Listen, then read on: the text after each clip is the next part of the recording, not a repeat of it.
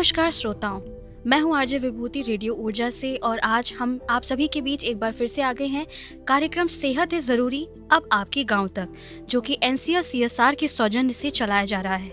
इस कार्यक्रम का उद्देश्य है कि हम आप सभी तक सही और सटीक जानकारी आप लोगों से साझा करेंगे।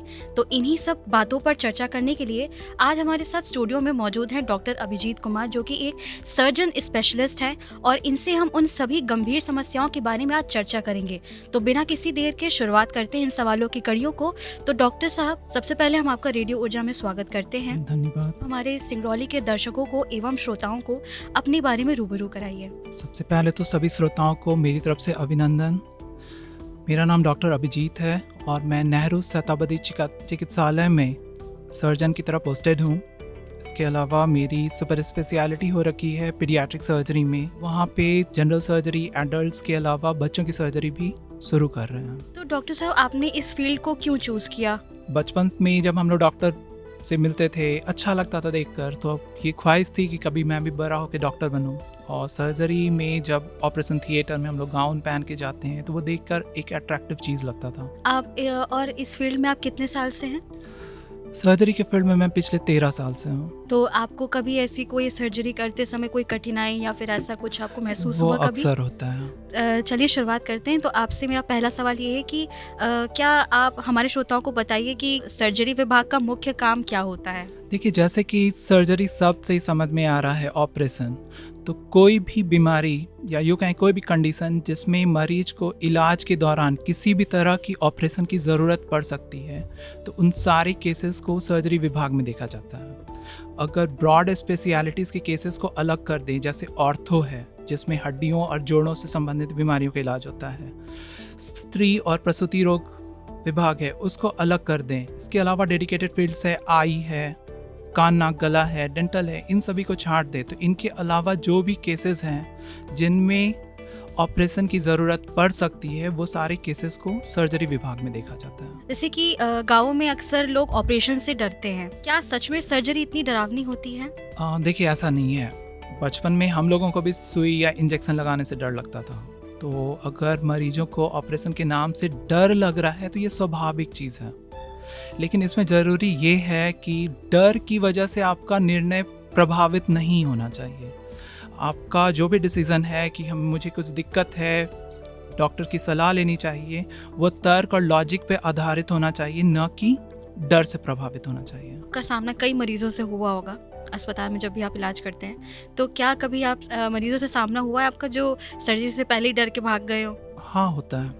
महीना में 2-4 पेशेंट ऐसे ज़रूर मिल जाते हैं जो कि सर्जरी के नाम से घबरा जाते हैं और फिर हाँ ना करके चले जाते हैं। अच्छा, ऐसा होता है। तो फिर क्या आप उनसे कैसे सामना करते हैं फिर? देखिए, हम लोग का काम है सलाह देना कि ये चीज़ की ज़रूरत है, आपको ये कराना चाहिए। हम लोग कभी भी कोई इलाज किसी पे थोपते नहीं हैं। अपने डर से बाहर उठिए और इलाज के लिए हामी भरिए, लेकिन कभी भी ऐसा नहीं होना चाहिए कि हम उन पर अपनी तरफ से अपनी विचारधारा को उन पर थोप रहे हैं।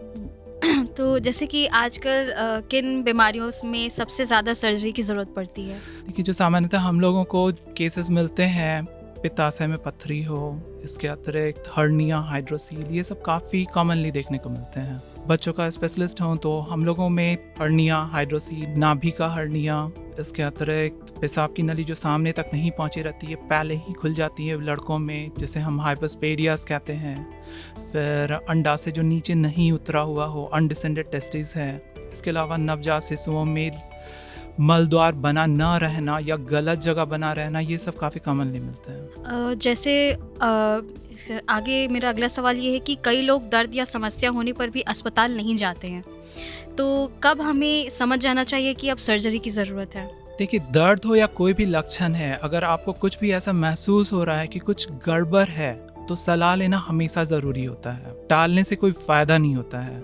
यहाँ पे दर्द की बात हो रही है तो मैं इस चीज़ पे एक गौर करने वाली बात कहूँगा कि बहुत सारी बीमारियों में दर्द नहीं होता है। अक्सर हमारे पास मरीज आते हैं हर्निया के, हाइड्रोसील के, कि मुझे ये बीमारी पिछले 15-20 साल से है लेकिन मुझे दर्द नहीं होता है, इसलिए मैं नहीं आता हूँ। तो इन बीमारियों में दर्द होता ही नहीं है। आजकल कैंसर के केसेस बढ़ रहे हैं। कैंसर में ज़्यादातर मरीज गांठ की शिकायत लेके आते हैं। यहाँ ध्यान देने वाली बात है कि गांठ जिसमें दर्द ना हो वैसे गांठ कैंसर होने का खतरा ज़्यादा रहता है। अगर दर्द है तो कैंसर होने का संभावना घट जाता है। तो बहुत जगह पे दर्द ना होना भी एक खराब लक्षण है। जैसे कि आपने अभी समस्याओं का नाम लिया था अपेंडिक्स हर्निया, तो अगर इन्हीं सब समस्याओं से अगर गाँव वाले ग्रसित हैं तो उनको आप क्या सलाह देना चाहते हैं? देखिए, हर्निया का मतलब होता है कि पेट की दीवार में या कहीं भी कोई एक डिफेक्ट है जिससे अंदर का चीज़ बाहर आ रहा है। तो कोई भी चीज़ जब बाहर आ रहा है वो बहुत बार फिसल के अंदर भी चला जाता है। ऐसा हो सकता है कि बाहर वो आए और रास्ते में ही फंस जाए।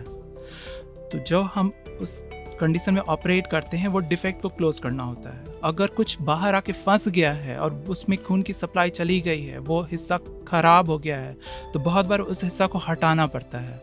तो एक साधारण ऑपरेशन एक मेजर ऑपरेशन में बदल जाता है। तो हर्निया की किसी को प्रॉब्लम है और वो इलाज नहीं करा रहा है, जितनी दिन टाल रहा है, तो ऐसे कॉम्प्लिकेशंस होने के खतरे आप उसको मौका दे रहे हैं। बहुत लोगों में हम लोग देखते हैं कि मरीज है हर्निया का, वो बेल्ट लगा रहा है कि इससे हर्निया सुधर जाएगा। इसके अलावा ट्रूस लगा रहा है।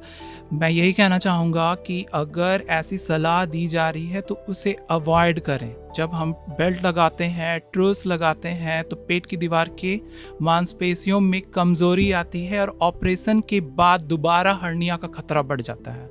तो बेल्ट और ट्रूस लगाना अवॉइड करना चाहिए। जैसे कि आप लोग सर्जरी करते हैं तो इन सर्जरी करते समय मरीजों को किन किन बातों का ध्यान रखना चाहिए? देखिए, सबसे पहले तो कोई भी मरीज आते हैं उनको अपना पूरा हिस्ट्री सही से देना चाहिए। किस चीज़ की दवा चल रही है। बहुत सारा दवा है जो ऑपरेशन के दिन तक कंटिन्यू रखा जाता है। थायराइड की दवाएं हैं, बीपी की दवाएं हैं, स्टेरॉयड है। इसके अतिरिक्त कुछ दवाएं ऐसे हैं जिन्हें बंद करना होता है। तो अगर हमें पता ही नहीं रहेगा कि इन्हें क्या दवा चल रही है तो हो सकता है कि ऑपरेशन वाले दिन मरीज बेहोशी के लिए फिट ही ना निकले। इसके अलावा खाली पेट रखना पड़ता है। ये खासतौर से बच्चों में हम लोगों को दिक्कत होती है कि रात भर बच्चा खाली पेट है, सुबह रो रहा है, माँ ने उसे दूध पिला दिया। बेहोश करने से पहले कम से कम 6 से 8 घंटा खाली पेट रखना होता है। तो ये फॉलो करना ज़रूरी हो जाता है। ये ऑपरेशन के प्रोसेस के बाद मरीजों को क्या खाने पीने का कैसे ध्यान रखना चाहिए? खाना पीना अपनी जगह है। हम लोग अक्सर ऑपरेशन के बाद लोगों को बोलते हैं चलिए चलिए, जिसको हम लोग मोबिलाइज करना कहते हैं। अक्सर लोग इस चीज़ को नज़रअंदाज करते हैं कि सब सोचते हैं कि मुझे कमज़ोरी है, बड़ा ऑपरेशन हुआ है, चलना नहीं है ना। अगर नहीं चल रहे हैं तो उससे कब्जी होती है, पेट फूल सकता है। बहुत बार ऐसे में हर्निया का दोबारा होने का खतरा बढ़ जाता है। बहुत सारे केसेस होते हैं जो कि नीचे के हिस्से में हो रहा है, हाइपोस्पेडियास का सर्जरी, उसमें अगर कब्जी हो, बाद में बच्चा जोड़ लगाए तो टाँके टूटने का रिस्क रहता है। तो अगर ऑपरेशन के बाद आपको सलाह दिया जा रहा है चलना है, मतलब चलना है, वो इलाज का हिस्सा है। लोग अक्सर इस चीज़ को इग्नोर करते हैं।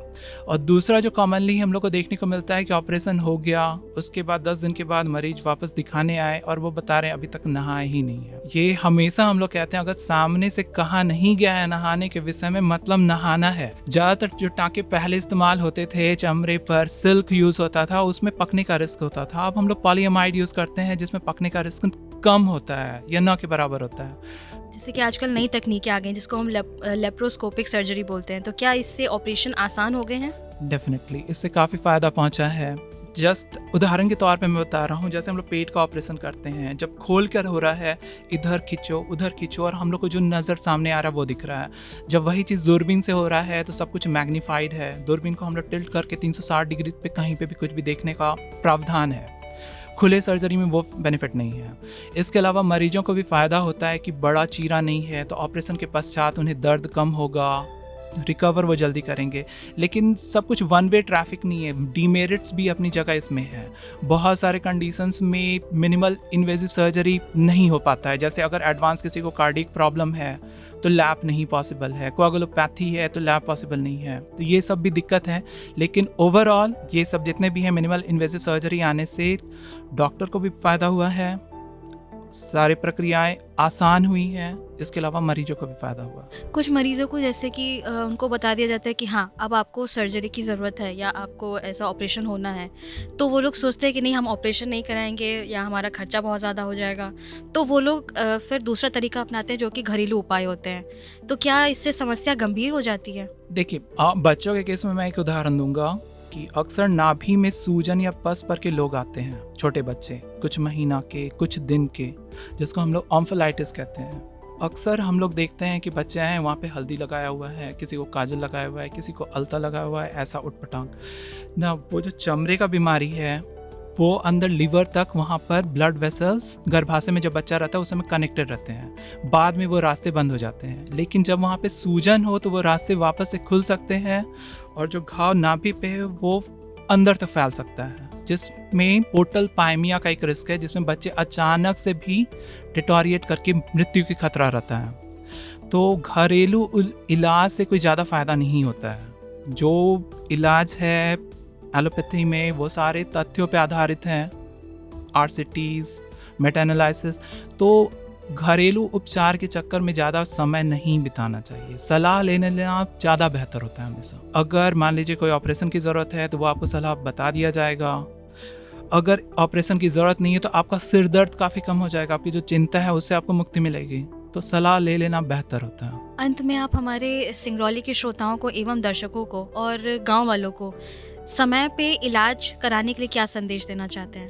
देखिए, ये कहावत है, health is wealth and time is money.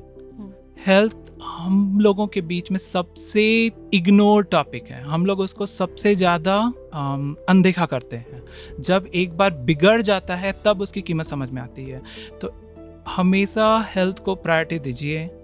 है अपना स्वास्थ्य को बनाए रखना आपकी खुद की जिम्मेवारी है। अगर आप खुद का ध्यान नहीं रखेंगे, सलाह ही नहीं लेंगे डॉक्टर से, तो क्या कह सकते हैं। ये चीज़ समय के बारे में जैसे मैं बताऊँ कि कैंसर में स्टेजेस होते हैं। अभी कोई मरीज आया है स्टेज 2 में है, इलाज संभव है। अगर वो 6 महीना 8 महीना टाल दिया, स्टेज बढ़ के 3 या 4 हो गया, अब इलाज संभव ही नहीं है। तो इस ढंग से भी होता है। तो समय इम्पॉर्टेंट है और स्वास्थ्य पे ध्यान देना ज़रूरी है। धन्यवाद आपका बहुत, आपने हमारे रेडियो ऊर्जा में आके हम अपना सबसे कीमती समय व्यतीत किया। आपका बहुत बहुत शुक्रिया। धन्यवाद।